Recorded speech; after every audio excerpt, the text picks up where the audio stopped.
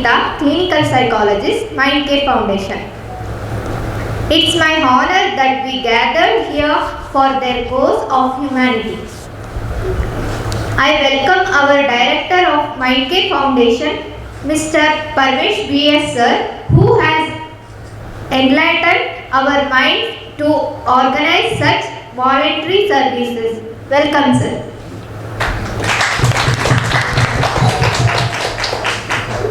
I would like to introduce Chief Counselor Mr. Sampangaya sir, who was the backbone in guiding and motivating us in all the ways. Welcome, sir.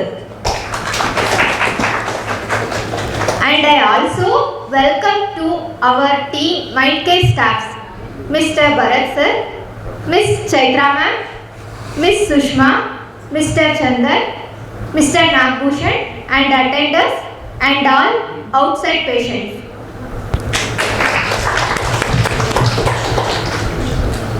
We would like to extend a special welcome to all of the Surana College students who are presented here. Welcome you all. Now I call Mr. Sampangaya sir to say a few words about the addiction. Shall I, sir? Okay, my presentation is in Kannada. You know about Kannada, everybody? You can understand the Kannada. Yes. So, now everywhere in the colleges, there's addiction problem. ಎಲ್ಲ ಕಾಲೇಜ್ಗಳಲ್ಲಿ ನಿಮಗೆಲ್ಲ ಗೊತ್ತಿದೆ, ಕುಡಿಯೋದು ಮತ್ತು drugs ತಗೊಳ್ಳೋದು ಎಲ್ಲ common ಆಗಿಬಿಟ್ಟಿದೆ ಕಾಲೇಜಲ್ಲಿ. Students ನಾವು ಯಾವ ಥರ ಸ್ಟಡಿ ಮಾಡ್ತೀವಿ, ಜೊತೆಯಲ್ಲಿ ಎಂಜಾಯ್ಮೆಂಟ್ ಅಂದರೆ ಡ್ರಿಂಕ್ ಇರಲೇಬೇಕು ಅಲ್ವಾ, ಬೀರು ಬ್ರ್ಯಾಂಡಿ ವಿಸ್ಕಿ ಯಾವುದಾದ್ರೂ ಇರ್ಬೋದು. ಇದೊಂದು ಕಡೆ ಆದರೆ ಇನ್ನೊಂದು ಕಡೆ ಡ್ರಗ್ಸು. ಆಗ ಏನಾಗುತ್ತೆ ಅಂದರೆ ಈ ರಿಹ್ಯಾಬಿಲಿಟೇಷನ್ನು ಯಾಕೆ ನಿಮ್ಮನ್ನು ಕರೆದೀವಿ, ಯಾಕೆ ಈ ಥರ ಪ್ರೋಗ್ರಾಮ್ ಮಾಡ್ತಾಯಿದ್ದೀವಿ ಅಂದರೆ that is not the way of enjoyment. The enjoyment ಅಲ್ಲ ಅದು. ಡ್ರಗ್ಸ್ ತೊಗೊಳ್ಳೋದಾಗಲಿ ಡ್ರಿಂಕ್ ತೊಗೊಳ್ಳೋದಾಗಲಿ ಎಂಜಾಯ್ಮೆಂಟ್ ಅಲ್ಲ ಅದು. ನಾವು ಹಾಳಾಗ್ತೀವಿ ಅದರಿಂದ. ಏಕೆಂದರೆ ನಾವು ಸ್ಟೂಡೆಂಟ್ಸು, ನಮಗೆ ಗುರಿ ಇದೆ. ವಾಟ್ ಈಸ್ ದ ಗುರಿ ಅನ್ನೋದು ಒಂದೆರಡು ನಿಮಿಷದಲ್ಲಿ ಎಕ್ಸ್ಪ್ಲೈನ್ ಮಾಡ್ತೀನಿ. ನಾವೆಲ್ಲ ಈ ಪ್ರಪಂಚಕ್ಕೆ ಬಂದಿದ್ದು ಹೇಗೆ ಅಂತ ಸ್ವಲ್ಪ ನೋಡಿಕೊಂಡ್ರೆ, ನಮ್ಮ ತಾಯಿ ತಂದೆ ಅಲ್ವಾ ನಮ್ಮನ್ನು ಆ ಶಿಶುಗಳನ್ನು ಎಷ್ಟು ಕಷ್ಟಪಡ್ತಾರೋ ಅವರು ಅಂದರೆ ಭಾಳಷ್ಟು ಕಷ್ಟಪಟ್ಟು ನಮ್ಮನ್ನು ಪ್ರಪಂಚಕ್ಕೆ ತಂದರು. ಆಮೇಲೆ ನಾವು ಮೊದಲು ಶಿಶುಗಳಾದೋ, ಆಮೇಲೆ ಬಾಲಕರಾದಮೇಲೆ ನಾವು ಮತ್ತೆ ಯೌವನಸ್ಥರಾದೋ. ಈಗ ನಮಗೆ ಕಾಲೇಜು ಮತ್ತು ನಮ್ಮ ಜೀವನ ಎಲ್ಲ. ಬಟ್ ಒಂದು ಗುರಿ ಇದೆಯಲ್ಲ, ನಾವು ಆ ಶಿಶುಗಳಾಗಿರುವಾಗ ತಾಯಿನ 100% ಪ್ರೇಮಿಸ್ತೀವಲ್ವ ನಾವು. ಪ್ರಪಂಚ ಏನು ಗೊತ್ತಿರೋದಿಲ್ಲ, ನಮಗೆ ಗೊತ್ತಿರೋದು ನಮ್ಮ ತಾಯಿ ತಂದೆ ಅಷ್ಟೇ ಅಲ್ವಾ. ಆಮೇಲೆ ಬೆಳೀತಾ ಬೆಳೀತಾ ಅಕ್ಕಪಕ್ಕದಲ್ಲಿ ಹುಡುಗರು ಅಲ್ವಾ, ಅದು ಬಾಲ್ಯ ಅವಸ್ಥೆ ಅಂತ ಕರಿತೀವಿ. ಹುಡುಗರ ಜೊತೆ ಆಟ ಆಡ್ಕೊಳ್ತೀವಿ, ಖುಷಿಯಾಗಿ ಬೆಳಿತೀವಿ. ಆಗ ಮತ್ತು ನಾವು ಯೌವನಸ್ಥರಾದಮೇಲೆ ನಮಗೆ ರೆಸ್ಪಾನ್ಸಿಬಿಲಿಟೀಸ್. ಹೌದು, ನಮ್ಮ ತಂದೆ ತಾಯಿ ಪ್ರಪಂಚಕ್ಕೆ ತಂದುಬಿಟ್ರು, ಅವ್ರ ಜೊತೆ ನಾವು ಮಿಂಗಲ್ ಆಗಬೇಕು, ನಮ್ಮ ವಂಶದ ಹೆಸರು ತರಿಬೇಕು. ಇದೆಲ್ಲ ಮಾಡಿ ಅವ್ರನ್ನ ಸುಖವಾಗಿಡಬೇಕಾದ್ರೆ ಎಜುಕೇಷನ್ ಈಸ್ ಭಾಳ ಇಂಪಾರ್ಟೆಂಟು, ಭಾಳ ಮುಖ್ಯ. ನೀವು ಕಾಲೇಜಲ್ಲಿ ಇದ್ದೀರಿ ಈಗ ಎಜುಕೇಷನ್ ಭಾಳ ಮುಖ್ಯ. ಅಂದರೆ ಗುರಿ ಇದೆ ನಮಗೆ. ಏನಂದರೆ ನಾವು ಚೆನ್ನಾಗಿ ಓದಿ ಮೇಲೆ ಬರಬೇಕು, ಬಂದ ಮೇಲೆ ನಮ್ಮ ತಾಯಿ ತಂದೆಗಳನ್ನ ಸುಖವಾಗಿಡಬೇಕು. ಪ್ರಪಂಚಕ್ಕೆ ನಮ್ಮನ್ನು ತಂದವರಲ್ವ ಅವರು, ಅವ್ರನ್ನ ಸುಖವಾಗಿಡಬೇಕು. ಎರಡನೇದು ನಮ್ಮ ಮನೆಯನ್ನು ಸುಖವಾಗಿಡಬೇಕು, ನಮ್ಮ ಊರು, ಆಮೇಲೆ ನಮ್ಮ ನಾಡು, ನಮ್ಮ ದೇಶ. ಇದೆಲ್ಲ ಜವಾಬ್ದಾರಿ ಅಲ್ವಾ. ಈ ಜವಾಬ್ದಾರಿನ ನಾವು ಎಜುಕೇಷನ್ ಮುಖಾಂತರ ಪಡ್ಕೋಬೇಕು, ವಿದ್ಯೆ ಮುಖಾಂತರ ನಾವು ಅದನ್ನು ಪಡ್ಕೋಬೇಕು. ಅಲ್ಲಿ ನಮಗೆ ಕಾಲೇಜಲ್ಲಿ ನಿಮಗೆ ಗೊತ್ತು, ಸೆಕೆಂಡ್ PU ಮುಗಿದ ತಕ್ಷಣ ನಮಗೆ ರ್ಯಾಗಿಂಗ್ ಆಗಿರುತ್ತೆ. ಸೀನಿಯರ್ ಸ್ಟೂಡೆಂಟ್ ಹೆಂಗೆ ನಮ್ಮನ್ನು ಕಂಪ್ಲೀಟ್ ರೂಲ್ ಮಾಡ್ತಾರೆ ನಿಮಗೆ ಚೆನ್ನಾಗಿ ಗೊತ್ತು. ಸಪೋಸ್ ಅವರ ರೂಲ್ ಒಳಗಡೆ ಬಿದ್ದರೆ, ನಾವು ಸಿಕ್ಕಾಕ್ಕೊಂಡ್ರೆ, ಅಲ್ಲಿ ನಾವು ಆಲ್ಕೋಲಿಕ್ಸ್ ಆಗೋದಕ್ಕೆ, ಡ್ರಗ್ ಅಡಿಕ್ಟ್ಸ್ ಆಗೋದಕ್ಕೆ ಸಾಧ್ಯತೆ ಇದೆ. ಅಲ್ಲಿ ಡ್ರಗ್ ಅಡಿಕ್ಟ್ಸು ಆಲ್ಕೋಲಿಕ್ಸು ಆಗೋದು ಅಂದ್ರೆ ಅರ್ಥ ಏನಂತಂದರೆ ನಮಗೆ ಮುಖ್ಯವಾದ ಗುರಿ, ಜೀವನದ ಗುರಿ ದಾರಿ ತಪ್ಪೊಟ್ಟೋಗುತ್ತೆ. ಏಕೆಂದರೆ ನಮ್ಮ ತಂದೆ ತಾಯಿಗಳು ನಮ್ಮನ್ನು ಇಷ್ಟೆಲ್ಲ ಬೆಳೆಸಿ ರೆಡಿ ಮಾಡಿ ನಮ್ಮನ್ನು ಇದು ಮಾಡಿದ್ದಾರೆ. ಈಗ ಆ ವಿದ್ಯೆ ಕಲ್ತ್ಕೋಬೇಕು ನಾವು. ವಿದ್ಯೆ ಅನ್ನೋದು ನಮಗೆ ಭಾಳ ಮುಖ್ಯ. ಅಲ್ಲಿ ನಾವು ಕಾಲೇಜಿಗೆ ಹೋಗೋದು ಅದಕ್ಕೋಸ್ಕರನೇ. ಸಪೋಸು ನಾವು ಎಂಟರ್ಟೈನ್ಮೆಂಟ್ಗೆ ಅಂತ ಡ್ರಗ್ಸ್ ತಗೋಬೇಕಾಗಿಲ್ಲ, ಎಂಟರ್ಟೈನ್ಮೆಂಟ್ಗೆ ಅಂತ ನಾವು ಕುಡಿಬೇಕಾಗಿಲ್ಲ. ಬೇಕಾದಷ್ಟು ಥರ ಇದೆ ಎಂಟರ್ಟೈನ್ಮೆಂಟ್ಸು ಅಲ್ವಾ. ಬಟ್ ಇದು ಡ್ರಿಂಕ್ಸನ್ನು ತಗೊಂಡ್ರೆ ಏನಾಗುತ್ತೆ? What is this? ನಮ್ಮ ಮತಿಯನ್ನು ಬದಲಾಯಿಸುತ್ತೆ, ಮೂಡನ್ನು ಆಲ್ಟ್ರ್ ಮಾಡುತ್ತೆ, ನಮ್ಮ ಬ್ರೈನ್ ಸೆಲ್ಸ್ನ ಸಾಯಿಸುತ್ತೆ, ನಮ್ಮ ಗುರಿನ ಬದಲಾಯಿಸುತ್ತೆ. ಅಡಿಕ್ಷನ್ ಸ್ಟಾರ್ಟ್ ಆಗುತ್ತೆ. ಆ ಕೆಮಿಕಲ್ಸು ಇವತ್ತು ಬೀರು, ಬ್ರ್ಯಾಂಡಿ, ವಿಸ್ಕಿ ಇರ್ಬೋದು, ಅಥವಾ ಗಾಂಜಾ, ಹೆರೋಯಿನ್ ಯಾವುದಾದ್ರೂ ಇರ್ಬೋದು. ಅದರಲ್ಲಿರೋ ಕೆಮಿಕಲ್ ಇದೆಯಲ್ಲ, ಮೂಡ್ ಆಲ್ಟ್ರಿಂಗ್ ಸಬ್ಸ್ಟೆನ್ಸ್ ಅಂತ ಕರಿತೀವಿ ಅದಕ್ಕೆ. ಅದು ಕಾಂಟ್ಯಾಕ್ಟ್ ಆಯಿತು ಅಂದರೆ ನಮಗೊಂಥರ ಖುಷಿ ಸಿಗುತ್ತಲ್ಲ. ಆ ಖುಷಿ ಏನು ಗೊತ್ತಾ? Illusion. That's not the original ಖುಷಿ. ಒರಿಜಿನಲ್ ಖುಷಿ ಏನಂತಂತಂದರೆ ನಾವು ಕಾಲೇಜ್ ಮುಗಿಸ್ಕೊಂಡು ಮನೆಗೆ ಹೋಗ್ತೀವಲ್ಲ, ಅಮ್ಮನ್ನ ತಪ್ಕೊಳ್ತೀವಲ್ಲ, ಆವಾಗ ಸಿಗುವಂಥದ್ದು. ಕಾಲೇಜ್ನಲ್ಲಿ ನಮ್ಮ ಗುರುಗಳು ಹೇಳ್ಕೊಟ್ಟಿದ್ದಾರಲ್ಲ, ಅದನ್ನೆಲ್ಲ ತಿಳ್ಕೊಂಡು ನಾವು ಹೋಮ್ ವರ್ಕ್ ಮಾಡಿ ಮುಗಿಸಿದಾಗ today I did it my job, ಅದು ಖುಷಿ. ಇದು ಯಾವುದೋ ಕೆಮಿಕಲ್ಸ್ ಹೋಗಿ ಬ್ರೈನ್ ಒಳಗಡೆ ಇಂಟಾಕ್ಸಿಕೇಟ್ ಆಗಿ ಅಲ್ವಾ, ಅಲ್ಲಿ ನಮ್ಮ ರಿಯಲ್ ಸ್ಥಿತಿನ ತಪ್ಪಿಸ್ಬಿಡುತ್ತೆ ಪಕ್ಕಕ್ಕೆ. ಆಗ ಏನಾಗ್ತೀವಿ ಅಂದರೆ we are losing the conscious. ಆ ಕಾನ್ಷಿಯಸ್ನ ಕಳ್ಕೊಳ್ಳೋದು ಒಂದೇ, ಮನುಷ್ಯ ಸಾಯೋದು ಒಂದೇ. ಕಾನ್ಷಿಯಸ್ ಯಾಕೆ ಬೇಕಂದರೆ that is the aim in the life ಅಲ್ವಾ, ಗುರಿ. ಆ ಗುರಿಯಲ್ಲಿ ಏನಿದೆ ಅಂದರೆ ಮುಖ್ಯವಾಗಿ ಪ್ರಪಂಚಕ್ಕೆ ನಾವು ಹೇಗೆ ಬಂದೋ, ನನ್ನ ತಂದೆ ತಾಯಿಗಳು ಎಷ್ಟು ಕಷ್ಟಪಟ್ಟು ಪ್ರಪಂಚಕ್ಕೆ ತಂದರು. ಬಟ್ ನಾನು ಏನೇನು ಮಾಡಬೇಕಾಗಿದೆ, ಗೋಲ್ ಅಲ್ವಾ. ಆ ಗೋಲ್ ಮಾಡಬೇಕಾದ್ರೆ ನಾನು ಕಾನ್ಷಿಯಸ್ ಆಗಿ I wanted to reach the goal. ಇದು ಕೆಮಿಕಲ್ಸ್ ಅದನ್ನು ತಪ್ಪಿಸ್ಬಿಡುತ್ತೆ. ಇವತ್ತು ಎಲ್ಲ ಕಾಲೇಜಲ್ಲೂ ಎಲ್ಲ ಕಡೆನೂ ಭಾಳ ಜಾಸ್ತಿ ಆಗ್ತಾ ಇದೆ. ನಾವು ನೋಡಿ, ಕಾನ್ಷಿಯಸ್ಸಲ್ಲಿ ನಾವೇನಾದರೂ ಅಚೀವ್ ಮಾಡಬೇಕು ಅನ್ನೋದಿದ್ದರೆ ಕಾನ್ಷಿಯಸ್ಸಲ್ಲಿ ಮಾತ್ರ ಮಾಡೋಕ್ಕೆ ಸಾಧ್ಯ. ಸಬ್ ಕಾನ್ಷಿಯಸ್ಸಲ್ಲಿ ಮಾಡೋಕ್ಕಾಗೋದಿಲ್ಲ. ಸಬ್ ಕಾನ್ಷಿಯಸ್ ಇಸ್ ದ ಡ್ರೀಮ್ ಅಲ್ವಾ, ಅದು ಇಲ್ಯೂಷನ್ ನಾವೇನಾದರೂ ಸಾಧನೆ ಮಾಡೋಕ್ಕಾಗುತ್ತಾ ಅಲ್ವಾ. ನೋಡಿ, ಅದೇ ಥರದಲ್ಲಿ ನಮ್ಮ ಕ್ಲಾಸಲ್ಲಿದ್ದಾರೆ, ಯಾರೋ ಒಬ್ಬರು 99 ಮಾರ್ಕ್ಸ್ ತೊಗೊಳ್ತಾರೆ. ಅವ್ರಿಗೆ ನಾವೊಂದು ಕರೆದು ಕೂಡಿಸಿ ಒಂದು ಸಮಾರಂಭ ಮಾಡುವಾಗ ವಿ ಕ್ಯಾನ್ ಎಂಜಾಯ್ ದಟ್ ಅಲ್ವಾ. ನನ್ನ ಸ್ನೇಹಿತೆ 99 ತೊಗೊಂಡಿದ್ದಾಳೆ, ನಾನು ಕಷ್ಟಪಡ್ತಾ ಇದ್ದೀನಿ, ನಾನು 80 ತೊಗೊಳ್ತಾ ಇದ್ದೀನಿ, ನೆಕ್ಸ್ಟ್ ಅದಕ್ಕೆ ಹೋಗ್ತೀನಿ, ಅವ್ರಿಗೆ ಅಭಿನಂದಿಸ್ತೀನಿ ಅಂದಾಗ ನನ್ನ ಒಳಗಡೆ ಒಂದು ಸಂತೋಷ ಉತ್ಪತ್ತಿ ಆಗುತ್ತೆ ಅಲ್ವಾ. ನನ್ನ ಮನೇಲಿ ಹೋಗಿ ಶೇರ್ ಮಾಡ್ಕೊಳ್ತೀನಿ ಅಲ್ವಾ. ನನ್ನ ಕ್ಲಾಸ್ಮೇಟ್ ಇದ್ದಾಳೆ 99 ತಗೊಳ್ತಾಳೆ, ನಾನು ಅದೇ ಥರ ನಾನು ಕೂಡ ಟ್ರೈ ಮಾಡ್ತೀನಿ, ತಗೊಳ್ತೀನಿ ಅನ್ನೋದು. ಅದು ನಮಗೆ ಸುಖ ಕೊಡೋದು, ಆನಂದ ಕೊಡೋದು. ಬಟ್ ಕುಡಿದ್ಬಿಟ್ಟು ಕೂಗಾಡೋದು, ಕಾನ್ಷಿಯಸ್ ತಪ್ಪಿ ಸಬ್ ಕಾನ್ಷಿಯಸ್ಗೆ ಹೋಗೋದು. ಸಬ್ ಕಾನ್ಷಿಯಸ್ಸಲ್ಲಿ ನೀನು ಏನಾಗಿದ್ದೀಯಾ ನೀನು? ಇಲ್ಲ, ಅದಲ್ಲ. ಏನದು ನಾವು ಕುಡಿಯೋದು? ಬೀರ್ ಕುಡಿತೀವಲ್ಲ, ಬೀರ್ನ ಏನಂತ ಕರೀತಾರೆ? ಆಲ್ಕೋಹಾಲ್ ಅಂತ ಕರೀತಾರೆ. ಆಲ್ಕೋಹಾಲ್ ತಯಾರಾಗೋದು ಹೇಗೆ? ಸಿಟಿ ಮಾರ್ಕೆಟಲ್ಲಿ ಹಣ್ಣಂಗಡಿಗಳಿದೆಯಲ್ಲ, ವ್ಯಾಪಾರ ಆಗದೆ ಇದ್ದರೆ ಅದನ್ನು ತೊಗೊಂಡೋಗಿ ತೊಟ್ಟಿಗೆ ಉಯ್ದು ಬಿಡ್ತಾರೆ. ಅದಲ್ಲಿ ಹುಳ ಎಲ್ಲ ಬಿದ್ದುಬಿಡುತ್ತೆ, ಕೊಳ್ತೋಗ್ಬಿಡುತ್ತೆ, ಬ್ಯಾಡ್ ಸ್ಮೆಲ್ ಬರ್ತಾ ಇರುತ್ತೆ. ಒಂದು ಪಾತ್ರೆ ತಗೊಂಡು ಅದನ್ನು ಆ ಕೊಳ್ತೋಗಿರೋ ಕೆಟ್ಟ ಹಣ್ಣುಗಳನ್ನ, ನೀವೆಲ್ಲ ಸ್ಟೂಡೆಂಟ್ಸು, ನಿಮಗೆ ಸೈನ್ಸ್ ಗೊತ್ತಿದೆ, ನಾನು ಏನು ಮಾತಾಡ್ತಾ ಇದ್ದೀನಿ ಅಂತ ನನಗೂ ಗೊತ್ತಿದೆ. ಅದನ್ನು ಸ್ವಲ್ಪ ತೆಗೆದು ಪಾತ್ರೆನಲ್ಲಿ ಹಾಕಿ 2 ಜಗ್ ನೀರು ಹಾಕಿ ಚೆನ್ನಾಗಿ ಕಲಿಸ್ಬಿಟ್ಟು ಮೇಲ್ಗಡೆ ಅದನ್ನು ಕವರ್ ಮಾಡಿಬಿಟ್ಟು ಒಂದು ಮೇಲ್ಗಡೆ ಆ ಲೆವೆಲ್ಗಿಂತ ಮೇಲ್ಗಡೆ ಒಂದು ತೂತೊಡ್ದು ಪೈಪ್ ಹಾಕ್ಬಿಟ್ಟು ಚೆನ್ನಾಗಿ ಕುದಿಸಿದ್ರೆ ಏನು ಇಳಿಯುತ್ತೆ? ಅದು ಮೆಥನಾಲ್ ಆಲ್ಕೋಹಾಲ್. ಅದು ದೇಹಕ್ಕೆ ಯಾವುದೇ ಕಾರಣದಿಂದ ಕೆಲಸಕ್ಕೆ ಬರೋದಿಲ್ಲ. ಅದನ್ನು ಯಾವುದೋ ಕೆಲವು ಪ್ರಮಾಣಗಳಲ್ಲಿ ಮೆಡಿಸಿನ್ಗೆ ಯೂಸ್ ಮಾಡ್ತಾರೆ ಅಷ್ಟೇ, ಮನುಷ್ಯರು ಕುಡಿಯೋದಲ್ಲ ಅದು. ಬಟ್ ನಾವು ಎಸ್ಪೆಷಲಿ ಸ್ಟೂಡೆಂಟ್ಸು ನಮಗಲ್ಲ ಅದು. ಯಾಕೆಂದರೆ ನಮ್ಮನ್ನು ಈ ಪ್ರಪಂಚಕ್ಕೆ ತಂದಿದ್ಯಾರು, ಎಷ್ಟು ಕಷ್ಟಪಟ್ಟಿದ್ದಾರೆ, ಅವ್ರು ನಮ್ಮನ್ನು ಎಷ್ಟು ಮೇಲಕ್ಕೆ ತಂದಿದ್ದಾರೆ, ನಮ್ಮ ವಿದ್ಯೆ ಕೊಡೋದಕ್ಕೋಸ್ಕರ ಎಷ್ಟು ಕಷ್ಟಪಡ್ತಾ ಇದ್ದಾರೆ. ಅವ್ರ ಲೈಫ್ ಕಂಪ್ಲೀಟ್ ನಮ್ಮ ಮೇಲೆ ಡಿಪೆಂಡ್ ಆಗಿದೆ. ನಮ್ಮ ಮಕ್ಕಳು ಸಕ್ಸಸ್ ಆದರೆ ಫಾದರ್ ಮದರ್ ಈ ಸಕ್ಸೀಡ್, ಅವ್ರು ಫೇಲ್ಯೂರ್ ಆದರೆ ಇವ್ರು ಫೇಲ್ಯೂರ್. ಇವತ್ತು ಪ್ರಪಂಚಕ್ಕೆ ತಂದಂಥ ಆ ತಾಯಿ ತಂದೆಗಳಿಗೆ ಅಥವಾ ನಮ್ಮ ಅಣ್ಣ ತಮ್ಮದಿರಿಗೆ ನಾವು ಫೇಲ್ಯೂರ್ ಯಾಕೆ ನಾವು ಮಾಡಬೇಕು? ಅಕ್ಕ ತಂಗಿದಿರಿಗೆ ಅಲ್ವಾ. ಬಟ್ ಯಾವುದಕ್ಕೋಸ್ಕರ ಮಾಡಬೇಕು? ಅಂಥ ಸಿಚುಯೇಷನ್ ಸರ್ಕಮ್ಟೆನ್ಸಸ್ ಏನಾದರೂ ಜಡ್ಜ್ಮೆಂಟಲ್ಲಿ ಇದ್ದರೆ ಪರವಾಗಿಲ್ಲ. ಯಾವುದೋ ಕಚ್ಚಡ ಕುಡಿಯೋದಕ್ಕೋಸ್ಕರ, ಅದು ಯಾವುದೇ ಕಾರಣದಿಂದ ನಮ್ಮ ದೇಹದಲ್ಲಿ ಯಾವ ಅಂಗಾಂಗಗಳಿಗೂ ಅದು ಒಳ್ಳೇದು ಮಾಡೋದಿಲ್ಲ, ಫ್ರೆಶ್ನೆಸ್ ಕೊಡೋದಿಲ್ಲ. ಕಾನ್ಷಿಯಸ್ನ ತಪ್ಪಿಸಿ ಸಬ್ಕಾನ್ಷಿಯಸ್ಗೆ ಕಲಿಸುತ್ತೆ. ಸಬ್ಕಾನ್ಷಿಯಸ್ಸಲ್ಲಿ ಜೀವನ ಮಾಡೋದು ಯಾರು? ಹುಚ್ಚರು. ಅದಕ್ಕೆ ಅಲ್ವ ಕುಡುಕರನ್ನ ಹುಚ್ಚರು ಅಂತ ಕರೆಯೋದು. ಸೆಮಿ ಕಾನ್ಷಿಯಸ್ಸಲ್ಲಿ ಒಂಥರ ಇರ್ತಾರೆ, ಕಾನ್ಷಿಯಸ್ಸಲ್ಲಿ ಇನ್ನೊಂದು ಥರ ಇರ್ತಾರೆ, ಸಬ್ಕಾನ್ಷಿಯಸ್ಸಲ್ಲಿ ಇನ್ನೊಂದು ಥರ ಇರ್ತಾರೆ, ಅನ್ಕಾನ್ಷಿಯಸ್ಸಲ್ಲಿ ಮೋರಲ್ಲಿ ಬಿದ್ದಿರ್ತಾರೆ. ಎಷ್ಟಾದರೂ ಓದಿರಲಿ, ಏನಾದರೂ ಆಗಿರಲಿ, ಅವರು ಪಾರ್ಟಿ ಮಾಡೋಕ್ಕೆ ಬೀರು ಬಾಟ್ಲನ್ನ ಹೊಡೆದು ಮೇಲೆ ಕಾರಿಸ್ತಾರಲ್ಲ, ಇವನು ಕೂಡ ಹಂಗೆ ಮೇಲೆ ಕೊಟ್ಟಾಗ್ತಾನೆ ಅಲ್ವಾ? ಹೋಯ್ತು ಬ್ರೈನ್ ಅಂದರೆ, ಮನುಷ್ಯನಿಗೆ ಬ್ರೈನ್ ಹೋಯ್ತು ಅಂದರೆ ಬೇರೆ ಏನಾದರೂ ಇದೆಯಾ?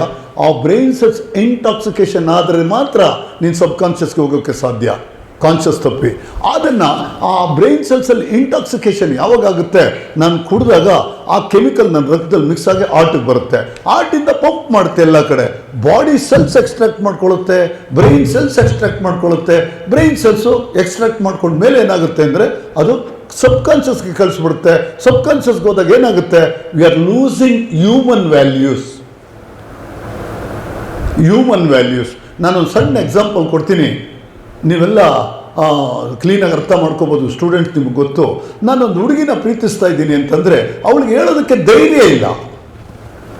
This the personality. ಕುಡಿದ್ಬಿಟ್ರೆ ಧೈರ್ಯ ಬಂದ್ಬಿಡುತ್ತಲ್ಲ. ಮತ್ತು ಅವನು ಧೈರ್ಯವಂತನ ಅಥವಾ ಕುಡಿದ್ಬಿಟ್ಟು ಹೇಳೋವನು ನಾಳೆ ದಿವಸ ಅವನು ಜೀವನ ಮಾಡ್ತಾನ? That's the true love. ಅದು ನೋಡಿ ಹೇಗಿದೆ ನೋಡಿ. ಅವನೇನು ಮಾಡ್ತಾನೆ? ಕುಡಿದ್ಬಿಟ್ಟ ಅಂತಂದರೆ ನಿನಗೂ ಸಾಕ್ತೀನಿ, ನಿಮ್ಮ ಅಪ್ಪ ಅಮ್ಮನಿಗೂ ಕೇರ್ ಮಾಡಬೇಡ, ನಮ್ಮ ಅಪ್ಪ ಅಮ್ಮನಿಗೂ ಕೇರ್ ಮಾಡಲ್ಲ, ಎಲ್ಲಾದರೂ ಹೋಗ್ಬಿಡೋಣ ಎಲ್ಲ ಹೇಳ್ಬಿಟ್ಟು ಧೈರ್ಯ ಕೊಟ್ಬಿಡ್ತಾನಲ್ಲ. That is the false courage.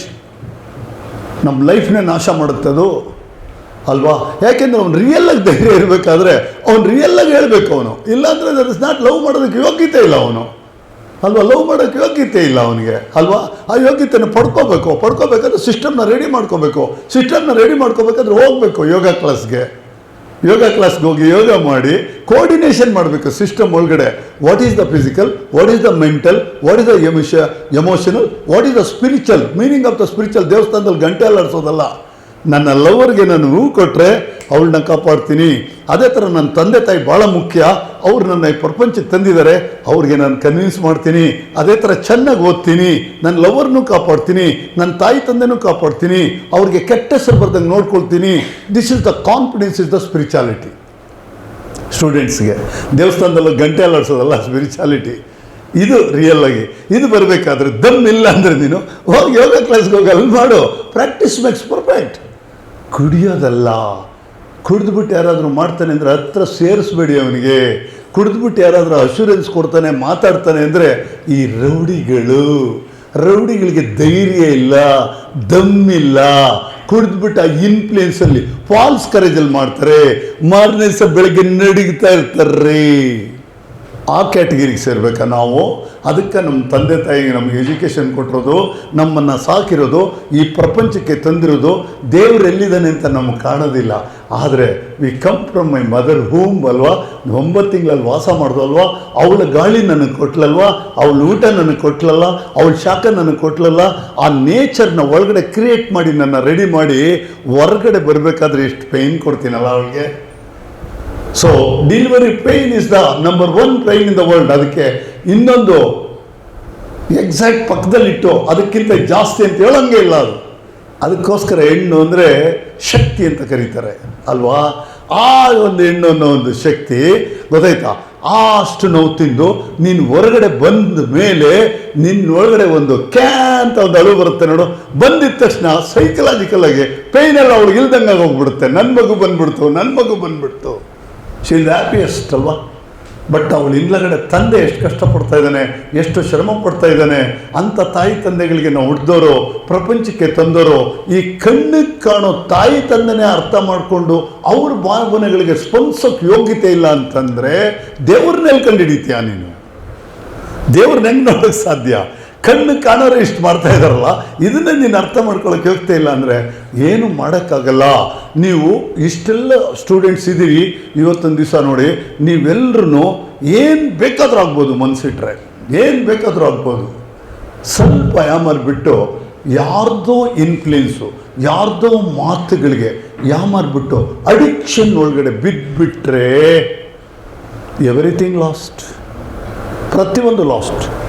ಅಲ್ಲಿ ಯಾವುದೂ ಇಲ್ಲ. Father mother love give friend lover ಗಿವರ್ ಏನಿಲ್ಲ. ಯಾಕೆ ಅಂತಂದರೆ living in the sub conscious is more than A madness. ಅವನು ನಿಜವಾಗ್ಲೂ ಹುಚ್ಚಾಗ್ಬಿಟ್ಟಿದ್ದಾನೆ, ಅವನ ತಲೆಯಲ್ಲಿ ಯಾವುದೋ ನರ್ವಸ್ಸು ಸರಿಯಾಗಿಲ್ಲ, ಅದಕ್ಕೋಸ್ಕರ ಅವನು ಹುಚ್ಚಾಗಿದ್ದಾನೆ. ನೀನು ಎಕ್ಸಲೆಂಟಾಗಿ ಇರೋರು ಆ ಕೆಮಿಕಲ್ನ ಹಾಕಿ ಅದನ್ನು ನಾಶ ಮಾಡ್ಕೊಳ್ಳೋದು ಅಂದರೆ ಎಂಥ ಹುಚ್ಚತನ ಅಲ್ವಾ? ಇವತ್ತು ನೀವು ಸ್ಟೂಡೆಂಟ್ಸು ನೀವು ಮನಸ್ಸು ಮಾಡಿದ್ರೆ ಏನು ಬೇಕಾದರೂ ಮಾಡೋಕ್ಕೆ ಸಾಧ್ಯ. ಯಾರು ಎಂತೆಂಥ ದೊಡ್ಡ ಮನುಷ್ಯರೆಲ್ಲ ಇದಾರಲ್ಲ, ತಗೊಳ್ಳಿ, ಅವ್ರು ಇಷ್ಟೇ ತಗೊಳ್ಳಿ. ಯಾರು ಇವನು ಒಂದು ಎಕ್ಸಾಂಪಲ್ ಕೊಡ್ತೀನಿ ನಿಮಗೆ. ನಮ್ಗೆ ಎಲೆಕ್ಟ್ರಿಸಿಟಿ ಇದೆಲ್ಲ ಕಂಡುಹಿಡಿದ್ನಲ್ಲ, ಯಾರು ಕಂಡುಹಿಡಿದಿದ್ದು? ಯಾರು ಕಂಡುಹಿಡಿದಿದ್ದು ಎಲೆಕ್ಟ್ರಿಸಿಟಿ? ಯಾರು ಕಂಡುಹಿಡಿದಿದ್ದು? ನಿಮಗೆ ಗೊತ್ತಿಲ್ಲ ಅಂದರೆ ನಾವೇನು ಮಾಡೋಣ ಹೇಳಿ? ನಿಮಗೆ ಗೊತ್ತಿರ್ಬೇಕು, ನೀವು ನಮ್ಗೆ ಹೇಳಬೇಕು.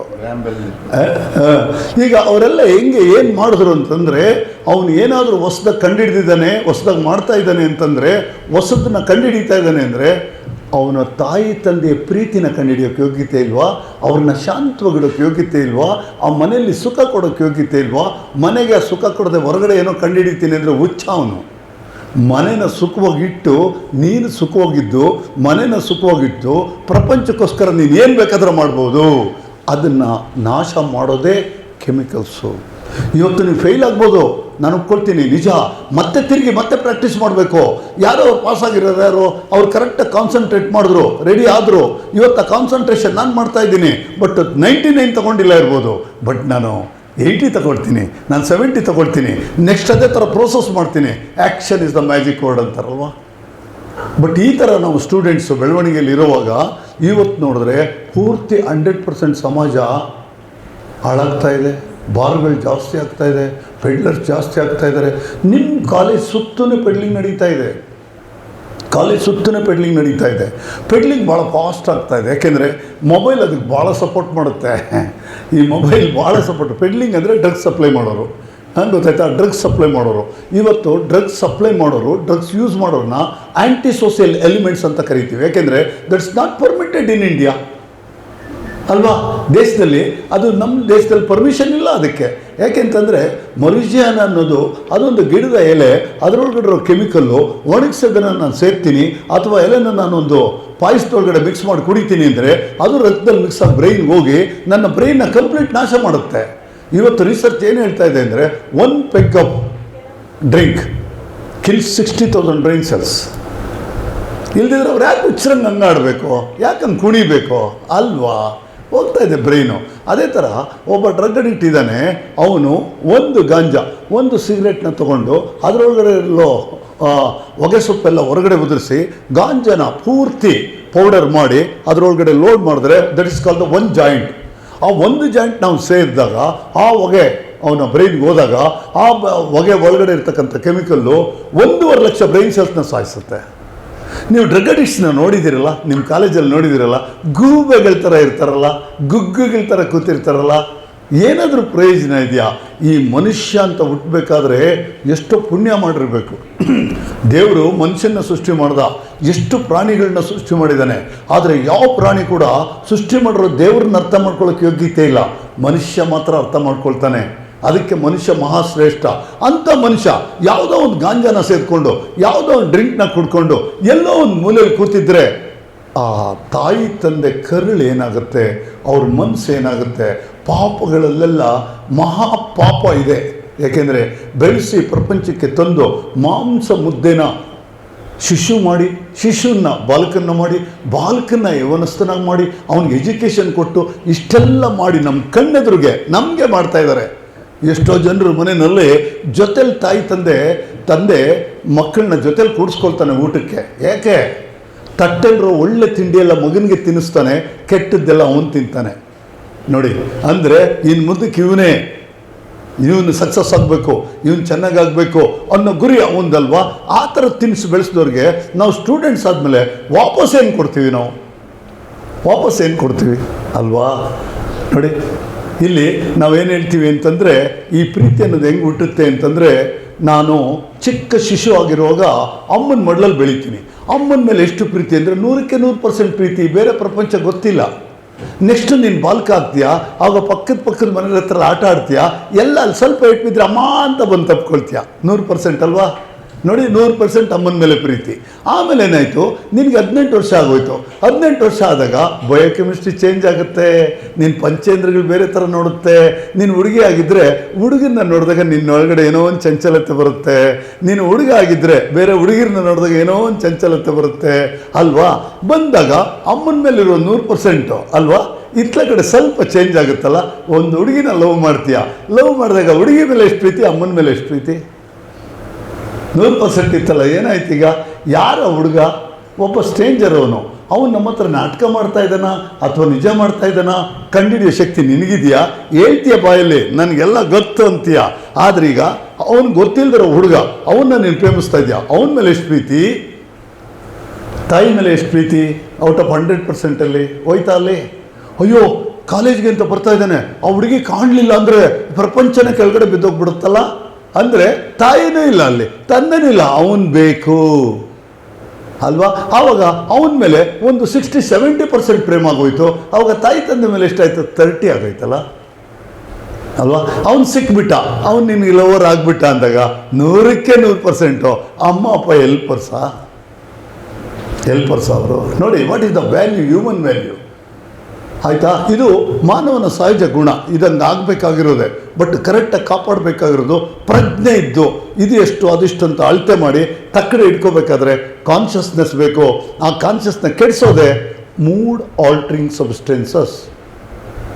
ಸಹಜವಾಗಿ ನೀನು ಲವ್ ಮಾಡಿದ್ರೆ, ಹುಡುಗಿನ ಲವ್ ಮಾಡಿದ್ರೆ ಅಲ್ಲಿ ಇರಬೇಕು 75% ಇರಬೇಕು, 25% ತಂದೆ ಮೇಲೆ ತಾಯಿ ಮೇಲೆ ಹೊರಟೋಗುತ್ತೆ ಆಟೋಮೆಟಿಕ್ಕಾಗಿ, ಸಹಜ ಅದು. ಬಟ್ ಮೂಡ್ ಆಲ್ಟ್ರಿಂಗ್ ಸಬ್ಸ್ಟೆನ್ಸ್ ಏನು ಮಾಡುತ್ತೆ ಅಂದರೆ, ನೋಡಿ ಕೊನೆಗೆ ಏನಾಗುತ್ತೆ, ನಿಮ್ಗೊಂದು ಮಗು ಆಗುತ್ತೆ, ಮದುವೆ ಆಗುತ್ತೆ, ಒಂದು ಮಗು ಆಗುತ್ತೆ. ಮಗು ಮೇಲೆ ಎಷ್ಟು ಪ್ರೀತಿ, ಗಂಡನ ಮೇಲೆ ಎಷ್ಟು ಪ್ರೀತಿ, ತಾಯಿ ತಂದೆ ಮೇಲೆ ಎಷ್ಟು ಪ್ರೀತಿ, ಡಿವೈಡ್ ಆಗೋಯ್ತಲ್ಲ. ಮಗು ಮೇಲೆ 90% ಆಗೋಯ್ತಲ್ಲ. ನೋಡಿ, ಸಪೋಸು ನೀನು ನಿನ್ನ ಲವರು ಮಲಗಿದ್ದೀರಾ, ನೈಟ್ 1 o'clock, ಮಗುನು ಮಲಗಿದೆ, 1 ಗಂಟೆಯಲ್ಲಿ ಎದ್ದುಬಿಡ್ತು ಮಗು, ಅಳ್ತಾ ಇದೆ. ಏನು ಹೇಳ್ತಾನೆ ನಿನ್ನ ಲವರು, ಬೇಬರ್ಸಿ ನೋಡು ಮಗು ಅಳ್ತಾ ಇದೆ, ಎದ್ಬಿಟ್ಟು ಹಾಲು ಕೊಡು, ಕತ್ತೆ ಥರ ಮಲಗಿದೆಯಲ್ಲೇ. ಆಗ ಲವರ್ ಮೇಲೆ ಎಷ್ಟು ಪ್ರೀತಿ, ಮಗು ಮೇಲೆ ಎಷ್ಟು ಪ್ರೀತಿ, 100% ಆಗೋಯ್ತಲ್ಲ ಮಗು ಮೇಲೆ ಅಲ್ವಾ. ಆ ಮಗು ಮೇಲೆ 100% ಆದಮೇಲೆ ನೀನು ಆ ಮಗುನ ಬೆಳೆಸ್ತೀಯಾ, ಆ ಮಗು ಬಿದ್ದಿದ್ದನ್ನು ಆನಂದ ಪಡ್ತೀಯಾ, ಎದ್ದದ್ದನ್ನು ಆನಂದ ಪಡ್ತೀಯಾ, ತಪ್ಕೊಳ್ತೀಯಾ. ಫಸ್ಟ್ ಕ್ಲಾಸಾಗಿ ಬೆಳೀತಾ ಇದೆ, ಕಾಲೇಜ್ ಸ್ಟೂಡೆಂಟ್ ಆಗೋಯ್ತು. ಗಾಂಜಾ ಹೊಡ್ಕೊಂಡು ಮನೆಗೆ ಬಂದರೆ ಏನಾಗುತ್ತೆ ನಿನ್ನ ಮನಸ್ಸು ಅಲ್ವಾ. ಬೆಂಕಿ ಇಟ್ಟು ಸುಡೋದು ಬೇರೆ ಬೇಕಾ. ನೋಡಿ, ಬೀಯಿಂಗ್ ಅನ್ ಸ್ಟೂಡೆಂಟ್, ನಾನು ಆ ತಾಯಿ ತಂದೆನ ಬೆಂಕಿ ಇಟ್ಟು ಸುಟ್ಟಂಗಾಗುತ್ತಲ್ಲ ಕುಡ್ಕೊಂಡು ಬಂದರೆ ಅಥವಾ ಡ್ರಗ್ಸ್ ತೊಗೊಂಡ್ರೆ. ಆಮೇಲೆ ಭಾಳ ಜನ ಹೇಳೋದುಂಟು, ಏನಂತ ಅಂದರೆ ನನಗೆ ಟೆನ್ಷನ್ನು, ನನ್ನ ತಾಯಿ ಸರಿ ಇಲ್ಲ, ನನ್ನ ತಂದೆ ಸರಿ ಇಲ್ಲ, ಅದಕ್ಕೆ ನೋಡಿ. ನಾನ್ ಸೆನ್ಸ್, ಅದಕ್ಕೂ ಸಂಬಂಧನೇ ಇಲ್ಲ. ಒಬ್ಬರು ಒಂದು ಸಣ್ಣ ಎಕ್ಸಾಂಪಲ್ ಕೊಡ್ತೀನಿ, ನನಗೆ ಟೈಮ್ ಕೊಡೋದಿಲ್ಲ ಇವರು ಹೇಗೆ ಮಾತಾಡೋಕ್ಕೆ. ಒಂದು ಸಣ್ಣ ಎಕ್ಸಾಂಪಲ್ ಕೊಡ್ತೀನಿ. ಒಬ್ಬ ಹುಡುಗನ ನೀನು ಲವ್ ಮಾಡಿಬಿಟ್ಟೆ. ಲವ್ ಮಾಡಿಬಿಟ್ಮೇಲೆ ಎಷ್ಟು ಚೆನ್ನಾಗಿದ್ದೀರಾ ನೀವಿಬ್ಬರು, ಏನು ಔಟಿಂಗ್ ಹೋಗ್ತೀರಾ, ಎಲ್ಲ ಮಾಡ್ತೀರಾ ಅಲ್ವಾ, ಎಷ್ಟು ಆನಂದವಾಗಿದ್ದೀರಾ. ಪ್ರಪಂಚ ಇಡೀ ನಿಮ್ಮ ಜೋಬಲ್ಲೇ ಇರುತ್ತೆ, ನಿಮ್ಮ ಬ್ಯಾಗಲ್ಲೇ, ವ್ಯಾನಿಟಿ ಬ್ಯಾಗಲ್ಲೇ ಇರುತ್ತೆ. ಅಷ್ಟು ಸಂತೋಷವಾಗಿ ಇದ್ದೀರಿ ನೀವು, ಅಷ್ಟು ಆನಂದವಾಗಿದ್ದೀರಿ ಅಲ್ವಾ. ಆಮೇಲೆ ನಿಮಗೆ ಒಂದು ಮಗು ಆಗುತ್ತೆ, ಆ ಮಗುನ ಇಬ್ಬರು ಮುದ್ದಾಡ್ತೀರಿ, ಎಷ್ಟು ಪ್ರೀತಿಯಿಂದ ಇದ್ದೀರಿ. ಅದೇ ನಿನ್ನ ಗಂಡ ಅಥವಾ ನೀನೇ ಬೇರೆ ಯಾವುದೋ ಒಂದು ಸಂದರ್ಭದಲ್ಲಿ ಯಾರೋ ನಿನಗೆ ಫೋರ್ಸ್ ಮಾಡ್ತಾರೆ, ಬೀರು ಕುಡಿದ್ರೆ ರಕ್ತ ಶುದ್ಧಿ ಆಗುತ್ತೆ, ಬೀರು ಕುಡಿಬೇಕು ಅಂತ ಹೇಳ್ತಾರೆ. That is the non sense, ಗೊತ್ತಾಯ್ತಾ. ಬೀರು ಕುಡಿದ್ರೆ ಹೇಳಿದ್ನಲ್ಲ, ಬೀರು ಹೆಂಗೆ ತಯಾರಾಗುತ್ತೆ, ಮೆತ್ತನಲ್ಲಿ ಆಲ್ಕೋಹಾಲ್, ಅದು ನೆಲದೊಳಗಡೆ ಮೋರಿ ನೀರೊಳಗಡೆ ತಯಾರಾಗೋದು, ಅದರಿಂದ ಅಲ್ಲ. ಹಾಲು ಕುಡಿಬೇಕು, ತುಪ್ಪ ತಿನ್ನಬೇಕು, ಒಳ್ಳೊಳ್ಳೆ ತಿನ್ನಬೇಕು, ಕೋವ ತಿನ್ನಬೇಕು. ಅದನ್ನು ತಿಂದ ಮೇಲೆ ಯೋಗ ಮಾಡಿ ಅರಗಿಸ್ಕೋಬೇಕು, ಅದರಿಂದ ಬರೋ ವಿಟಮಿನ್ಸು ಕ್ಯಾಲರೀಸ್ನ ಎಂಜಾಯ್ ಮಾಡಬೇಕು. ಆವಾಗ ಆಗೋದು. ನೀನು ಎಲ್ಲ ಮಾಡಿಬಿಟ್ಟೆ, ಯಾರೋ ಫೋರ್ಸ್ ಮಾಡಿದ್ರು, 1 ಗ್ಲಾಸ್ ಬೀರು ಕುಡಿದ್ಬಿಟ್ಟೆ. ಆ ಬೀರು ಒಳಗಡೆ ಹೋಗಿ ನಿನ್ನ ಬಾಡಿ ಸೆಲ್ಸಲ್ಲಿ ಲೇಯರ್ ಕೂತ್ಕೊಳ್ತು, ಬ್ರೈನ್ ಸೆಲ್ಸಲ್ಲಿ ಒಂದು ಲೇಯರ್ ಕೂತ್ಕೊಳ್ತು. ಆಗ ನೀನು ಏನು ಹೇಳ್ತೀಯ ಗೊತ್ತಾ, ಆಹಾ ಏನು ಮಜಾ ಇದೆ. ಆವಾಗ ನಿನ್ನ ಲವ್ವಲ್ಲಿ ಮಜಾ ಇರಲಿಲ್ವಾ, ಅದು ಕುಟ್ಟಿದ ಮಗುವಲ್ಲ ಮಜಾ ಇಲ್ವಾ, ನಿನ್ನ ಹುಟ್ಟಿಸಿ ಬೆಳೆಸಿ ಎಜುಕೇಷನ್ ಕೊಟ್ಟರು ಅಲ್ಲಿ ಮಜಾ ಇಲ್ವಾ, ಬೀರಿನಲ್ಲಿ ಮಜಾ ಇದೆಯಾ. ಪ್ರೋಗ್ರೆಷನ್ ಡಿಸೀಸ್ ಅದು. ಅದು ಮಜಾ ಇದೆ ಅಂತ ನೀನು ಒಪ್ಕೊಂಡ್ರೆ ನೆಕ್ಸ್ಟ್ ಹೋಗ್ತಾ ಹೋಗ್ತಾ 6 ತಿಂಗಳು 1 ವರ್ಷದಲ್ಲಿ ನೀನೇನು 1 ಗ್ಲಾಸ್ ಬೀರು ಕುಡಿದ್ರೆ ಮಜಾ ಸಿಗೋದಿಲ್ಲ. ಓನ್ಲಿ 80% ಗುಬೆ ಥರ ಕೂತ್ಕೊಳ್ತೀಯ. Quantity is the same, enjoyment is the less. Why means that skilling the brain cells, skilling the body cells, complete system ಹಾಳಾಗೋಗುತ್ತೆ. ಯಾರು ಕುಡಿತಾರೆ ಆ ಕೆಮಿಕಲ್ ಟೇಸ್ಟ್ ಬಡ್ಸ್ನ ನಾಶ ಮಾಡಿಬಿಡುತ್ತೆ. ಊಟ ರುಚಿ ಸಿಗೋದಿಲ್ಲ. ಯಾವ ಊಟ ರುಚಿ ಸಿಗೋದಿಲ್ಲ. ನೀನು ಒಂದು ಹೆಣ್ಣನ್ನು ಪ್ರೀತಿಸ್ತೀಯ ಅಂದರೆ ಅವಳನ್ನ ಕಣ್ಣಲ್ಲಿ ನೋಡ್ತೀಯ, ಕೈಯಲ್ಲಿ ಮುಟ್ತೀಯ, ವೈಬ್ರೇಷನ್ ಸ್ಟಾರ್ಟ್ ಆಗುತ್ತೆ. ಯಾರು ಆಲ್ಕೋಲಿಕ್ ಆಗಿದ್ದಾನೆ, ಯಾರು ಡ್ರಗ್ ಅಡಿಕ್ಟ್ ಆಗಿದ್ದಾನೆ, ಬಾಡಿ ಹಾಳಾಗೋಗುತ್ತೆ. ವೈಬ್ರೇಷನ್ ಸಿಗಲ್ಲ ನಿನಗೆ, ವೈಬ್ರೇಷನ್ ಸಿಗಲ್ಲ. ನೀನು ಒಂದು ಮಗು ಆದಮೇಲೆ ಆನಂದವಾಗಿದ್ದೀರಿ, ಯಾರೋ 1 ಗ್ಲಾಸ್ ಕೊಡಿಸ್ಬಿಟ್ರು, ಅದು 2 ಗ್ಲಾಸ್ ಆಗುತ್ತೆ, 2 ಗ್ಲಾಸ್ ಆದಮೇಲೆ 3 ಗ್ಲಾಸ್ ಆಗುತ್ತೆ. ಒಳಗಡೆ ಸಿಸ್ಟಮ್ ಹಾಳಾಗುತ್ತೆ. ಎಲ್ಲಿದೆ ಮಗು ಮೇಲೆ ಪ್ರೀತಿ? ಎಲ್ಲಿದೆ ಹೆಂಡತಿ ಮೇಲೆ ಪ್ರೀತಿ? ಏನ್ರಿ ಕುಡ್ಕೊಂಡು ಈ ಥರ ಬರ್ತಾ ಇದ್ದೀರಾ ಅಂದರೆ, ಇಲ್ಲ ಕಣೆ, ಬೇಜಾರು, ಅದಕ್ಕೆ ಕುಡ್ಕೊಂಡು ಬರ್ತೀನಿ. ಆ ಮಗು ಮೇಲೆ ಪ್ರೀತಿ ಇಲ್ಲ, ಹೆಂಡತಿ ಮೇಲೂ ಪ್ರೀತಿ ಇಲ್ಲ. ಆ ನಿಜವಾದ ಪ್ರೀತಿ ಇಟ್ಟಿರೋ ನಿನ್ನ ನಾಶ ಮಾಡುತ್ತೆ ಆ ಕೆಮಿಕಲ್ಸು. ನಿನ್ನ ಮಗುನ ಮುಟ್ಟೋಕ್ಕೆ ನಿನಗೆ ಶಕ್ತಿ ಕೊಡೋದಿಲ್ಲ, ಪ್ರೀತಿ ಕೊಡೋದಿಲ್ಲ. ನಿನ್ನ ಹೆಂಡತಿನ ಮುಟ್ಟೋದಕ್ಕೆ ಪ್ರೀತಿ ಕೊಡೋದಿಲ್ಲ. ನಿನ್ನ ತಾಯಿ ತಂದೆನ ನೋಡೋದಕ್ಕೆ ಪ್ರೀತಿ ಕೊಡೋದಿಲ್ಲ. ಸಮಾಜಕ್ಕೆ ಒಬ್ಬ ಕೆಟ್ಟ ವ್ಯಕ್ತಿ ಆಗ್ತೀಯ ನೀನು. Progression disease. ಆಮೇಲೆ ಬೀರು ಹೋಗ್ಬಿಡುತ್ತೆ, ಬ್ರ್ಯಾಂದಿ ಬರುತ್ತೆ. ಬ್ರ್ಯಾಂದಿ ನೀನು 1 ಕ್ವಾರ್ಟರ್ ಕುಡಿದಾಗ ಭಾಳ ಸಂತೋಷ ಆಗುತ್ತೆ. ನೀನು ಮನೆಗೆ ಬರ್ತೀಯ, ಬಂದಾಗ ಹೆಂಡ್ತಿನ ಪ್ರೀತಿಯಿಂದ ನೋಡೋದಿಲ್ಲ. ನೀನು ಸಬ್ಕಾನ್ಷಿಯಸ್ ಕಳಿಸ್ಬಿಡುತ್ತೆ. ಸಬ್ಕಾನ್ಷಿಯಸ್ಸಲ್ಲಿ ಏನೆಲ್ಲ ಇರುತ್ತೆ ಅಂದರೆ, ಅವಳಿಂದ ಕೆಟ್ಟ ಆ್ಯಕ್ಷನ್ಸ್ ಏನೇನಾಗಿರುತ್ತೆ ಅದೆಲ್ಲ ಆ್ಯಕ್ಟಿವೇಟ್ ಆಗುತ್ತೆ. ಏನು ನೀನು ಪಕ್ಕದ ಮನೆಯವನ ಹತ್ರ ಅಷ್ಟು ಮಾತಾಡೋದು, ನೀನೇನು ಅವನ ಹತ್ರ ಅಷ್ಟು ಮಾತಾಡೋದು, ಕುಡಿದ ಮೇಲೆ ಸಸ್ಪಿಷಿಯಸ್ ಅನ್ನೋ ಒಂದು ಫೀಲಿಂಗ್ಗೆ ಶುರುವಾಗುತ್ತೆ. ಒಳಗಡೆಯಿಂದ ಲೈಫ್ ಸಿಗುತ್ತೆ. ನೀನು ಬಂದು ಅದೆತ್ತು ಬಿಸಾಕಲ್ಲಿ ಕೂತ್ಕೋತೀಯ. ಹೆಂಡ್ತಿನ ಪ್ರೀತಿಸೋದಿಲ್ಲ, ಯಾರನ್ನೂ ಪ್ರೀತಿಸೋದಿಲ್ಲ, ಗೊತ್ತಾಯ್ತಾ? ನೀನು ಸಬ್ಕಾನ್ಷಿಯಸ್ಸಲ್ಲಿ ಜೀವನ ಮಾಡ್ತೀಯ. ಆ ಸಬ್ಕಾನ್ಷಿಯಸ್ಸಲ್ಲಿ ಏನೇನು ರೆಕಾರ್ಡ್ ಇರುತ್ತೆ, that will be take over. ಹಾಳಾಗಿ ಹೋಯ್ತು, ಗೊತ್ತಾಯ್ತಾ? ಆಮೇಲೆ ಬೆಳಿಗ್ಗೆ ಏನಾಗುತ್ತೆ, ಬಿದ್ಕೊಳ್ತೀಯ. ನೀನು ಯಾವ ಹೆಂಡ್ತಿನೂ ಮುಟ್ಟೋಕ್ಕಾಗಲ್ಲ, ಯಾವ ಮಗುನೂ ಮುಟ್ಟೋಕ್ಕಾಗಲ್ಲ. ಮುಟ್ಟಬೇಕಾದ್ರೆ ಕಾನ್ಷಿಯಸ್ ಬೇಕು, ಕಾನ್ಷಿಯಸ್ ಬೇಕಾದರೆ ಕೆಮಿಕಲ್ಸ್ ಇರ್ಕೂಡ್ದು. ಯಾವುದೇ ಕೆಮಿಕಲ್ಸ್ ಇರ್ಕೂಡ್ದು. ಕೆಮಿಕಲ್ಸ್ ಇಲ್ಲದೆ ಮತ್ತೆ ಏನು ಸರ್ ಇರಬೇಕು ಅಂದರೆ, ಈ ದೇಹ ಆಗಿರೋದು ಪ್ರಕೃತಿಯಿಂದ ಕೆಲಸ ಮಾಡಿದ್ರೆ ಮಾತ್ರ everything you are enjoying in the life. ಆ ಪ್ರಕೃತಿ ಏನದು? ಗಾಳಿ, ಶಾಖ, ನೀರು, ಆಹಾರ. ನಾವು ತಿನ್ನೋ ಆಹಾರದಲ್ಲಿ ಬೇಕಾದಷ್ಟು ವಿಟಮಿನ್ಸ್, ಕ್ಯಾಲರೀಸ್ ಇದೆ. ಅದು ಒಳಗಡೆ ನಮ್ಮ ಸಿಸ್ಟಮ್ ಆ ಥರ ಇದೆ. ಗಾಳಿ ಸೇರುತ್ತೆ, ನೀರು ಸೇರುತ್ತೆ, ಶಾಖ ಸೇರುತ್ತೆ. ತಿಂದಿದ್ದು ಊಟದಿಂದ vitamins, calories. Like, you can talk. Your opinions about foundation. Then we'll move to this slide. Just let me, yeah. It's not like they are staying between 4 walls, but it's like a home. It's not, not a kind. I thought it would, my imagination basically would be like, staying between jail kind or something like that. But this environment is much more better and the internship program, handbook survey and share. Yeah, the handbook of the internship can be shared to Sudarshan sir. I think it's already shared. Yeah. And even you give this startup PDF also. Yeah. Sir, ಆಯಿತು sir, ಇದು PPT ಆಯಿತು. And the startup plans flyers also will be shared with the handbook of internship. So In PDF format, not in the flyers. yeah, photos and PDFs. Internship with join on board. Yeah, internship we are open. Like, we offer internships. We'll talk about it once you approach us through email, through ಮಾಡಿದ್ರೆ ದುಡ್ಡು ಅದಿರುತ್ತೆ. ಇದು startups ಬಗ್ಗೆಲ್ಲ ಇರೋದು. ನನ್ನ ಆಸೆ ಏನಂದರೆ, actually ನನ್ನ motto, ನನ್ನ goal. See they are 200 years, they are not every each and every persons, they are not educated. Only one who is an alcoholic and a very major recovering alcoholics. They are not drinking. ಅವರೇ ಮಾಡೋದು ಜಾಸ್ತಿ ಸಿಂಪ್ಟಮ್ಗಳು. ಅವರೆಲ್ಲ ಬರೀ ಒಂದು 50,000 1 ಲಕ್ಷ ಬರ್ತದೆ. ಅದಕ್ಕೆ satisfy ಆಗಿ ಚೆನ್ನಾಗಿ ಇದು ಮಾಡ್ಕೊಂಡು, ಡೆವಲಪ್ಮೆಂಟ್ಸ್ ಇಲ್ಲ, ರಿಸರ್ಚರ್ಸ್ ಇಲ್ಲ, ಇದಿಲ್ಲ, ಸ್ಟಾಫ್ಸ್ ಇಲ್ಲ ಸರಿಯಾಗಿ, ನರ್ಸಸ್ ಇಲ್ಲ ಸರಿಯಾಗಿ. ನಾವೆಲ್ಲರೂ ಇಟ್ಕೊಂಡಿದ್ದೀವಿ. ನಮ್ಮ ಎಕ್ಸ್ಪೀರಿಯನ್ಸು ನಿಮ್ಮ ಜೊತೆ ಆಡ್ತಾ ಇದೆ.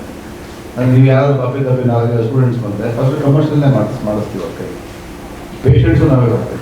ಈಗ ಇಲ್ಲಿಂದನೇ 1 ಪೇಷಂಟ್ಸ್ ಅಲ್ಲಿ ಕೊಡ್ತೀವಿ. Immediate revenue generate.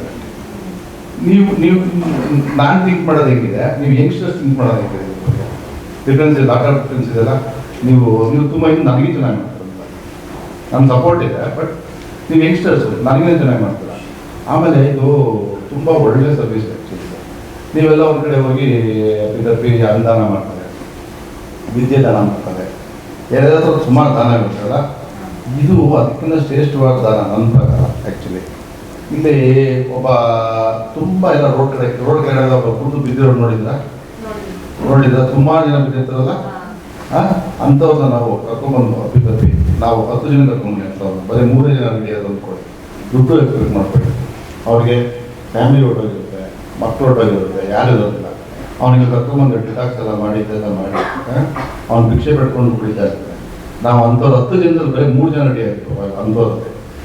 ಅವನ ಫ್ಯಾಮಿಲಿನ ಕರೆಸಿ ಆ ಫ್ಯಾಮಿಲಿನ ಒಂದು ಮಾಡಿಸಿ ಅವನು ಸ್ವಾಭಿಮಾನದ ಭಿಕ್ಷೆ ಬಿಡ್ತಾರ ವ್ಯಕ್ತಿನ ನಾವೇನು ಮಾಡಿದ್ದೀವಿ ಇಲ್ಲಿ, ಅವನು ಈ ಅಡಿಕ್ಷನ್ ಕಾನ್ಸೆಪ್ಟ್ ತಿಳ್ಕೊಂಡು ಬಿಟ್ಬಿಟ್ರೆ ಸ್ವಾಭಿಮಾನದಿಂದ ಅವನು ಸಂಪಾದನೆ ಮಾಡಿ ಇಂಟಿ ಮಕ್ಕಳನ್ನ ಸಾಕ್ತಾರೆ. ಈ ದಾನ ಬೆಸ್ಟ್ ಇದೆಯಾ, ಆ ದಾನ ಬೆಸ್ಟ್ ಇದೆಯಾ ನಾನು ಹೇಳ್ತಾರೆ. ಇದು ಅಲ್ಟಿಮೇಟ್ ಇದೆ ಆ್ಯಕ್ಚುಲಿ. ಅವ್ರ ಜೀವನ ಅವನ್ನ ಇದನ್ನು ಮಾಡ್ಕೊಂಡೋಗಿ ಅವನೇ ಸಂಪಾದನೆ ಮಾಡಿ ಸ್ವಾಭಿಮಾನದಿಂದ ಬದುಕೋದು ದಾರಿ ಇರ್ತಕ್ಕಂಥ ಸಂಸ್ಥೆ. ಈ ಫೀಲ್ಡ್ಗೆ ನಿಮ್ಮಿಂದ ಯಂಗ್ಸ್ಟರ್ಸ್ ಬರ್ತಾರೆ. ನಿಮ್ಮ ಯಂಗ್ಸ್ಟರ್ಸ್ ಬಂದರೆ ನಮಗಿರೋ 11 years ಎಕ್ಸ್ಪೀರಿಯನ್ಸ್ ಇದೆ, ನನ್ನ ಎಕ್ಸ್ಪೀರಿಯನ್ಸ್ ಎಲ್ಲ ನಿಮ್ಮದೇ ಆಗುತ್ತೆ, ನನಗೇನು ಬೇಕಾದ್ರೂ ಓಕೆನಾ. ಅದೇ ಇದು ಬರೇ ಸ್ಟಾರ್ಟಪ್ಸ್ ಬಗ್ಗೆ ಐಡಿಯಾ ಕೊಡ್ತಾ ಇದ್ರಿ. ಯಾರು ಬಂದರೂ ಕೂಡ ಒಂದು 4 ಜನ ಒಟ್ಟಿಗೆ ನೀವು ಯಾಕೆಂದರೆ ನೀವು ಚಿಕ್ಕದನ್ನ ಮಾಡಿ ಬೆಳವಣಿಗೆ ನೀವು ಯೂಸಾಗಿ ಮಾಡಿ ಕಮರ್ಷಿಯಲ್ ಅಂತೂ ತುಂಬ ಚೆನ್ನಾಗಿದೆ. ನೀವು 4 ಜನ ಮಾಡಿದ್ರೆ ನೀವು ಸ್ಟಾರ್ಟಿಂಗ್ 6 ತಿಂಗಳಲ್ಲೇ 50,000 ಸಿಗುತ್ತೆ. ನೀವೆಲ್ಲ ಒಂದು ಕಡೆ ಕೆಲಸಕ್ಕೆ ಹೋದ ಸ್ಟಾರ್ಟಿಂಗಲ್ಲಿ ಫ್ರೆಷರ್ಸ್ಗೆ 10,000 15,000 ಫಿಕ್ಸ್ ಮಾಡ್ತೀವಿ. ನಾವಿಲ್ಲಿ ಒಂದು 6 months ನೀವು ಏನು ಎಕ್ಸ್ಪೆಕ್ಟ್ ಮಾಡಲಿಲ್ಲ, ನಾವೇ ಡೆವಲಪ್ ಮಾಡ್ಕೊಡ್ತೀವಿ ಒಬ್ಬರೇ. ಬಟ್ ನಮಗೆ ನಮ್ಮ ಮೈಂಡ್ ಕೈಗೆ ಏನು ಬೇಕು ಅಂದರೆ ಕ್ವಾಲಿಟಿ ಇರುತ್ತೆ. ಬೇರೆ ಕಡೆ ಮ್ಯಾನ್ ಹ್ಯಾಂಡ್ಲಿಂಗ್ಸ್ ಇದೆ, ನಮ್ಮಲ್ಲಿ ಮ್ಯಾನ್ ಹ್ಯಾಂಡ್ಲಿಂಗ್ಸ್ ಇದೆ ಕೇಳಿದ್ರೆ. ನಮ್ಮಲ್ಲಿ ಮ್ಯಾನ್ ಹ್ಯಾಂಡ್ಲಿಂಗ್ಸ್ ಸ್ಟಾಫ್ ಮುಂದೆ ಹೇಳ್ತೀನಿ, ಯಾರಾದ್ರು ತಪ್ಪಿ ಹೊಡಿಬೇಕು ಅಂದರೆ ನಾವು ಹೊರಗಡೆ ಕೂತ್ಕೊಂಡು ಮ್ಯಾನೇಜ್ಮೆಂಟು ಡಿಸ್ಕಸ್ ಮಾಡ್ಬೋದು, ನೀವು ಹೊಡಿಬೇಕಾ ಬೇಡ. ಅದು ನಾವು ಹೊಡಿಬೇಕು ಅಂತ ತೀರ್ಮಾನ ಆದರೆ ಫ್ಯಾಮಿಲಿನ ಕಳಿಸ್ಬೇಕು. ನಾವು ಈ ಥರ ಸಿಚುವೇಶನ್ ಇದೆ, ಏನು ಮಾಡಬೇಕು, ಈಗ ಮ್ಯಾನೇಜ್ಮೆಂಟ್ ಮಾಡಬೇಕಾಗುತ್ತೆ. ಅವ್ರು ಸಪೋರ್ಟ್ ಮಾಡಿದ್ರೆ ಫ್ಯಾಮಿಲಿ ಮುಂದೆ ಹೊಡಿಬೇಕು. ಎಲ್ಲೋ ಒಂದು 2-3% ಮ್ಯಾನೇಜಿಂಗ್ ಮಾಡಿದ್ರೆ ಸಂಸ್ಥೆ ನಡೆಸೋಕ್ಕಾಗಲ್ಲ. ಏಕೆಂದರೆ 70 ಜನ 80 ಜನ ಇದ್ದಾರೆ, 5 ಜನ -% ಇದ್ದರೆ ನಾವು ಫೋಟೋ ಏನಾದ್ರು ಒಂದು ಒಳ್ಳೆ ಗ್ರೂಪಲ್ಲಿ 5 people 80 people negative. Positive fear group ಇಟ್ಕೊಂಡಿರುತ್ತೆ. ಅದೆಲ್ಲ ನಿಮಗೆ ಇಷ್ಟ ಇದ್ದರೆ ಆಮೇಲೆ ಅದೆಲ್ಲ ಡಿಸ್ಕಷನ್ ಬರುತ್ತದೆ. ಅಪ್ಪಿತಪ್ಪಿ ಸ್ಟಾರ್ಟಪ್ಸ್ ಬಂದರೆ ನಿಮಗೆ ಅಲ್ಲಿ ಡೆವಲಪ್ಮೆಂಟ್ ಆಗ್ತಾ ಇರುತ್ತೆ. ಯೂನಿಟ್ ನೀವೆಲ್ಲ ಟ್ರೈನಿಂಗಲ್ಲಿ 3 months ಟ್ರೈನಿಂಗ್ ತಕ್ಷಣ ಡೆವಲಪ್ ಆಗ್ತಾ ನಾವೇ 20% ಅಲ್ಲಿ ಕೊಡ್ತೀವಿ. ನಿಮಗೆ ಇಮಿಡಿಯೇಟ್ ರೆವೆನ್ಯೂ ಜನರೇಟ್ ಆಗುತ್ತೆ. ಆಮೇಲೆ ನಿಮ್ಮ ಟ್ಯಾಲೆಂಟ್ ಡಿಜಿಟಲ್ ಮಾರ್ಕೆಟಿಂಗ್ ಹೋಗ್ತಿರೋ ಇಲ್ಲ ಹೋಗ್ತೀರಾ, ಎಷ್ಟೆಷ್ಟು ಅವೇರ್ನೆಸ್ ಮಾಡ್ತೀರೋ ಅಷ್ಟು ನಿಮಗೆ ಕಮರ್ಷಿಯಲ್